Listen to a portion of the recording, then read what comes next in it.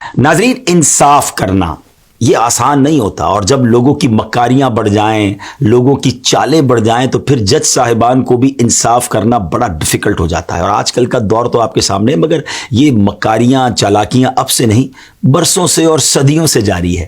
مولا علی شیر خدا کرم اللہ تعالی وجہ الکریم کی کیا شان ہے، اللہ نے کیسا علم عطا فرمایا، کیسی ذہانت عطا فرمائی۔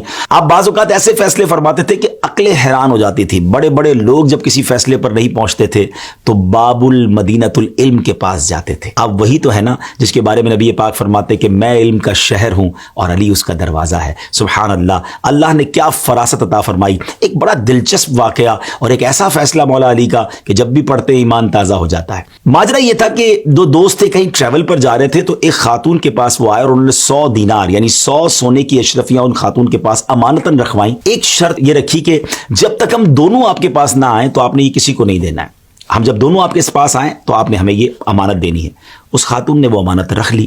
کچھ عرصے کے بعد ایک دوست آیا بڑی رونی سی صورت بنا کر کے، مجھے وہ میرے پیسے، میرا جو مال ہے وہ دے دیں۔ تو خاتون نے یاد دلایا کہ آپ ہی نے تو فیصلہ کیا تھا، آپ ہی نے شرط لگائی تھی کہ دونوں ساتھ آئیں گے تب یہ مال میں نے دینا ہے۔ تو کہا بات یہ ہے کہ میرے دوست کا انتقال ہو گیا ہے، اب تو وہ نہیں آ سکتا۔ اس نے کافی رونا دھونا مچایا۔ خاتون نے کہا نہیں، آپ نے تو مجھے کہا تھا دونوں آئیں گے تو وہ دیں گے۔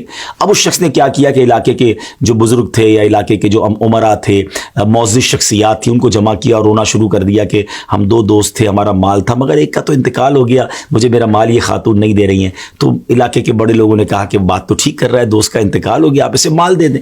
اب وہ پیسے نکال کے اس خاتون نے اس امانت کو گویا لوٹا دیا، مگر یہ ایک چال تھی۔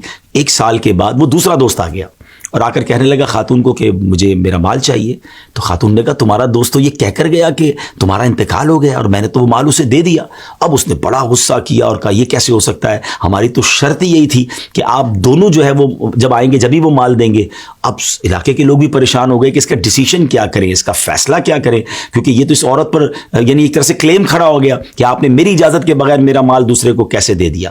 اب جناب یہ سارا معاملہ شیر خدا مولا علی کرم اللہ تعالی وجہ الکریم کی بارگاہ میں لایا گیا، اور جب مولا علی شیر خدا نے تمام واقعہ سنا تو سبحان اللہ، آپ نے جو فیصلہ سنا ہے نا، وہ کہتے ہیں نا بڑے لوگوں کی بڑی باتیں، ایک لائن میں گویا مسئلہ آپ نے حل فرما دیا۔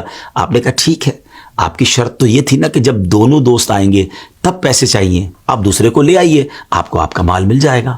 سبحان اللہ، جیسے یہ جواب دیا تو وہ خاتون بھی خوش ہو گئی، علاقے کے لوگ بھی سمجھ گئے کہ اگر دوسرا دوست پہلے مال لے کر جا چکا ہے اور یہ والا دوست اسے لے کر آ جائے گا تو مال تو اسی کے پاس ہے، معاملہ سارٹ آؤٹ ہو جائے گا۔ تو سبحان اللہ، وہ بھی چلا گیا اور وہ عورت جو ہے وہ بڑے نقصان سے بچ گئی۔ تو کیا بات ہے، مولا علی شیر خدا کرم اللہ تعالی وجہ الکریم کی اللہ ان کی برکتیں ہم سب کو نصیب فرمائے۔ انشاءاللہ مدنی چینل اور سوشل میڈیا دیکھتے رہیں گے تو اس طرح کے ایمان افروز واقعات سننے کو ملتے رہیں گے۔